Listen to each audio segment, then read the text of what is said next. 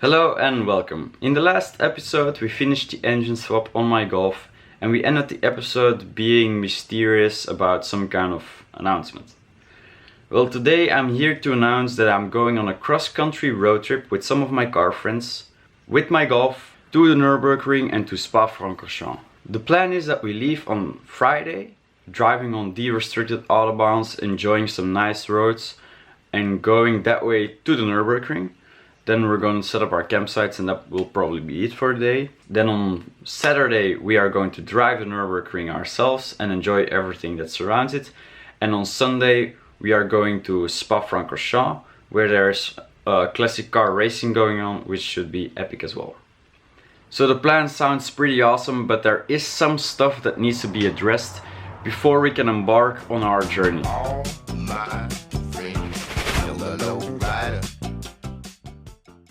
People tend to forget that the Golf is 37 years old, so a car of that age always needs some attention before going on a long trip, and mine is no exception. So the first thing that needs to be addressed are the brakes. The brakes are not really that good, and I think one of the caliper drags onto the brake disc. So we are going to restore the front two calipers entirely, and we are going to replace the brake pads of the rear drums. Second of all, the alternator is making an annoying noise, which is probably the bearing that needs to be replaced, so I'm going to take care of that as well. Then the clutch has a weird feel to it. I don't know exactly what is the problem, but I'm going to take the gearbox off again to check it out. I have arranged a dyno day where we can fiddle with timing a little bit and see what the engine puts out on the wheels, so that should be exciting as well. I'm really curious to see how much the engine really makes. And then lastly, I've got some new tires for the rear because it would be unsafe to drive on these on a track day. So that's all the work that needs to be done. It's pretty intimidating, but I think we can make it happen. We've only got 4 days, but I've got nothing else to do, so let's get to it. We start the work at my school. There's a dyno here that I can use, but my Golf's ride height is too low to fit into the rollers. To solve this, we put it onto a lift and adjusted the coilovers by turning them up so that the front of the car would be raised a couple of centimeters to fit in the dyno.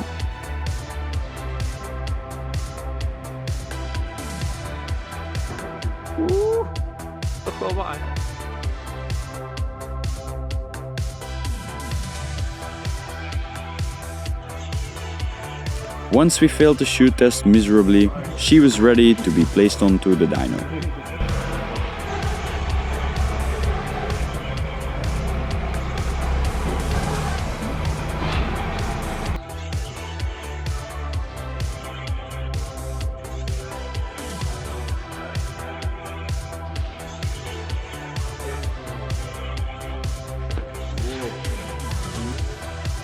She fits like a champ, so we started aligning her and strapped her down.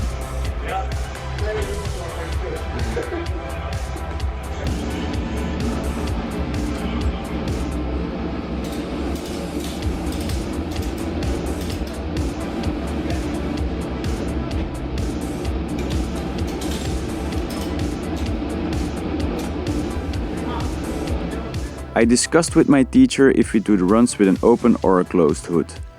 An open hood would mean more horsepower, but a closed hood would result in realistic figures in everyday use. We decided to start our tests with the hood opened so that we could easily make adjustments if needed. And once our results were consistent, we do the final runs with the hood closed. And without further ado, I present the slowest dyno runs you'll find on the internet.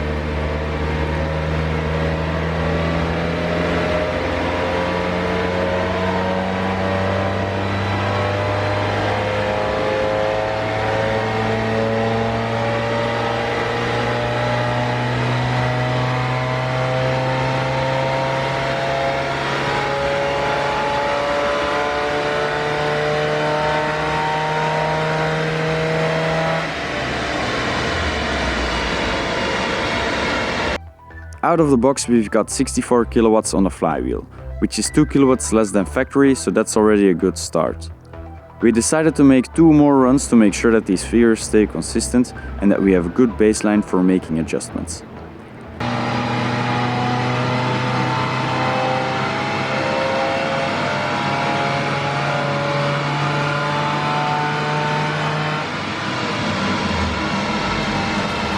Then we started advancing ignition timing by increments of 2 degrees and doing 3 runs again. Each time we advanced the timing, power figures kept increasing, especially at low RPMs.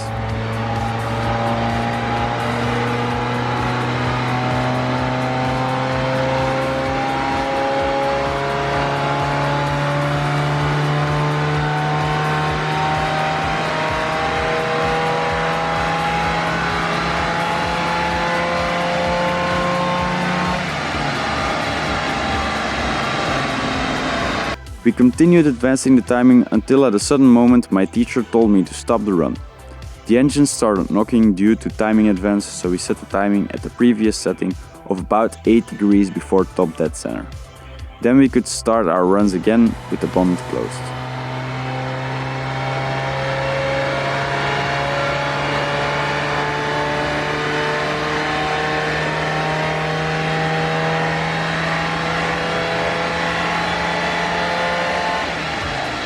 We ended up with 66 kilowatts at the flywheel, which is exactly what this engine should produce. Now the car can be unstrapped, lowered and aligned. Dyno runs done. Back home we can start addressing the annoying sound the alternator is producing.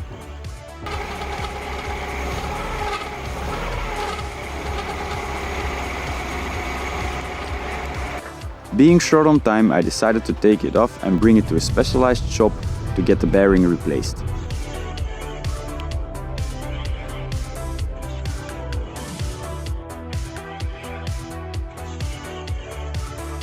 A cheap and fast fix, and that means the alternator is done. So I finally got the Golf on 2 jack stands and now we have to pull the gearbox. It's the same process in the last video, so I have to disconnect 2 engine mounts, the shifting mechanism, the clutch cable, the drive shafts and the wheels of course, and the starter motor.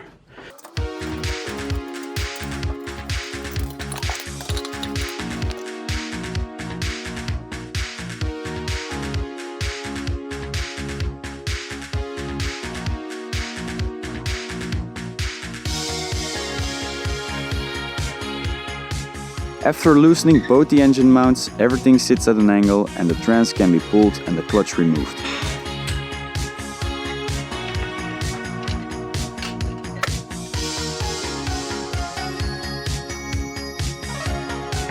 I made the decision to use a 5-speed gearbox that came with this engine block because it has less miles and should be in better condition. But first I had to check out if everything in the clutch engagement system was in good shape. This means taking the green cap off.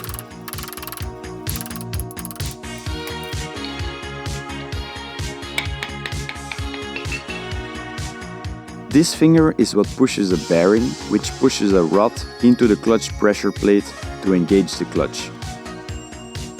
Everything looks fine and dandy, but nevertheless I take it all apart to be sure. The bearing looks used, but overall in good shape.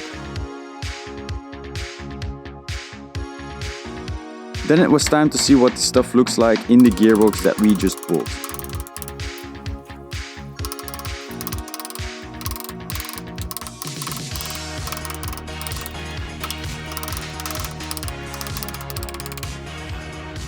And this, ladies and gentlemen, is why I took this thing apart. And I'm happy I did, because I don't think I would have made it to the Nürburgring in this.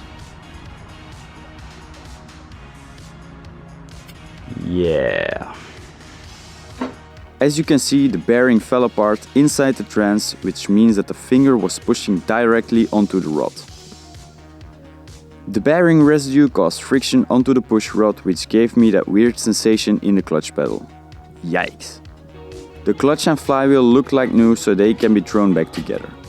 Then the 5-speed trans with the good bearing was installed.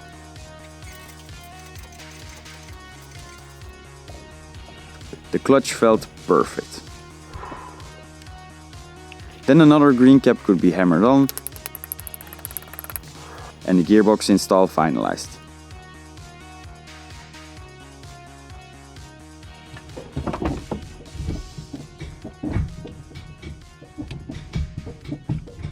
Ooh.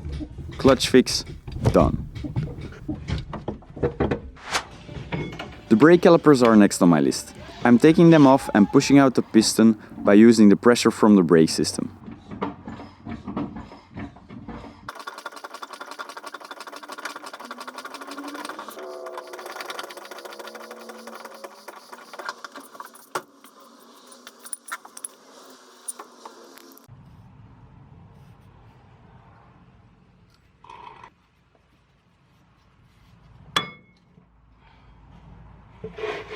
Then the full restoration could begin.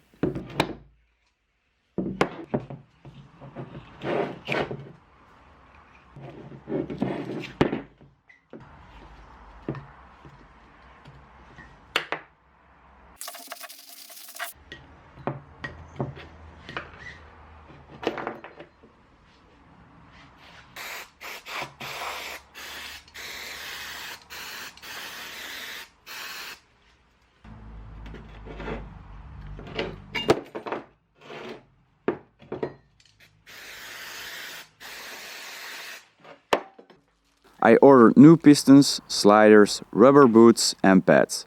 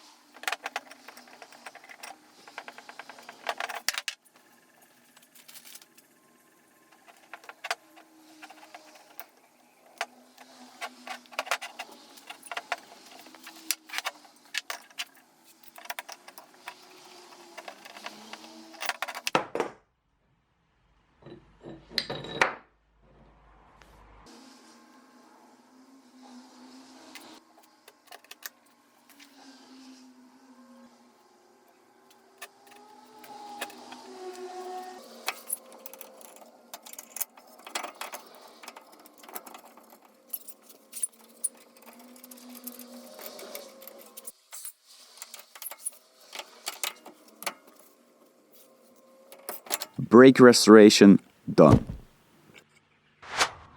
I got some Toyo Proxys TR1s to match my fronts, so that means the tires are done too. So currently it's 20 past 9 at Thursday and the car is almost finished.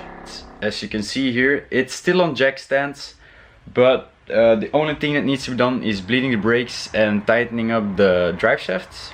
In the rear we still have to change the brake pads, and after those things are done I think I still have to change all the brake fluid and bleed it, of course. So yeah, that's everything that needs to be done. And then yeah, if all that stuff is done, I think we are safe to drive to the Nürburgring tomorrow.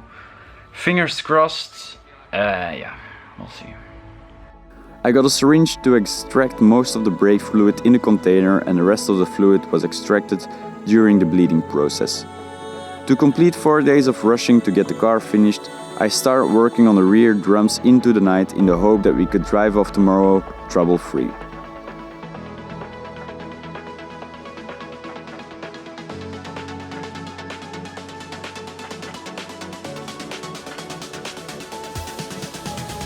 Next episode will contain our full classic car Nürburgring road trip. We are going to spectate tourist drives, drive epic back roads, explore the ring center, chop some Suzuki Swifts on the ring and get annoyed by caravan drivers. Allee, met zijn klote caravan, godverdomme. Thank you and until next time.